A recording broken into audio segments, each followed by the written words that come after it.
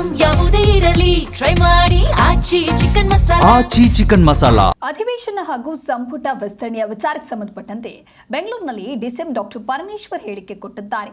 ಸಚಿವ ಸಂಪುಟದಲ್ಲಿ 20 ಹುದ್ದೆ ಖಾಲಿ ಇದೆ. ಆಗತ್ತೆ ಸಂಪುಟ ಹುದ್ದೆಯನ್ನ ತುಂಬೋದಕ್ಕೆ ಹೈಕಮಾಂಡ್ ಇದೀಗ ಚರ್ಚೆಯನ್ನ ನಡೆಸ್ತಾ ಇದೆ. ಚರ್ಚೆಯ ಬಳಿಕ ಅಂತಿಮವಾದ ನಿರ್ಧಾರವನ್ನ ತಿಳಿಸ್ತಾರೆ. ರಾಹುಲ್ ಗಾಂಧಿಯ ಜೊತೆಗೆ ಸಂಪುಟ ವಿಸ್ತರಣೆಯ ಚರ್ಚೆ ಆಗಬೇಕು ಅಂತ ಹೇಳಿ ಬೆಂಗಳೂರಿನಲ್ಲಿ ಡಿಸಿಎಂ ಡಾಕ್ಟರ್ ಪರಮೇಶ್ವರ್ ಈ ರೀತಿಯಾಗಿ ಹೇಳಿಕೆ ಕೊಟ್ಟಿದ್ದಾರೆ. ಹುದ್ದೆಗಳು ಸಚಿವ ಸಂಪುಟದಲ್ಲಿ ಖಾಲಿ ಇದೆ.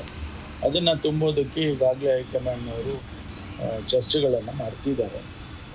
ರಾಹುಲ್ ಗಾಂಧಿಯವರು ಕೂಡ ಈಗ ವಾಪಸ್ ಬಂದಿದ್ದಾರೆ ಅವರು ವಿದೇಶಿ ಪ್ರವಾಸದಿಂದ. ಬಹುಶಃ ಮುಂದಿನ ದಿನಗಳಲ್ಲಿ ಕೆಲಸ ಆಗಿದೆ. ಸರ್ವದಿ ನಾರಾಯಣ ಸ್ವಾಮಿ ಅವರು ಮಾತಾಡುವಾಗ ಯಾರು ಅತ್ಯಂತ ಹೆಚ್ಚಿನ ತೂಕವನ್ನು ಹೈಕಮಾಂಡ್ ತಲುಪಿಸ್ತಾರೆ ಕಪ್ ಕಾಣಿಕೆಯನ್ನು ಅವರಿಗೆ ಸಚಿವ ಸ್ಥಾನವನ್ನು ಕೊಡ್ತಾರೆ. ಕಾಂಗ್ರೆಸ್ ಹೈಕಮಾಂಡ್ನಲ್ಲಿ ಇದೇ ಪದ್ಧತಿ ಇರೋದು ಅಂತ ಬಹಿರಂಗವಾಗಿ ಹೇಳಿದ್ದಾರೆ. ಭಾರತೀಯ ಜನತಾ ಪಾರ್ಟಿಯಲ್ಲಿ ಏನು ಮಾಡಿದ್ರು ಅದನ್ನು ಅವ್ರು ಹೇಳ್ತಾರೆ.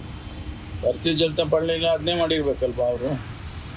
ಅದನ್ನು ಅವರು ನಮ್ಮ ಬಗ್ಗೆ ಹೇಳೋದು ಅಷ್ಟು ಸರಿ ಇರಲ್ಲ.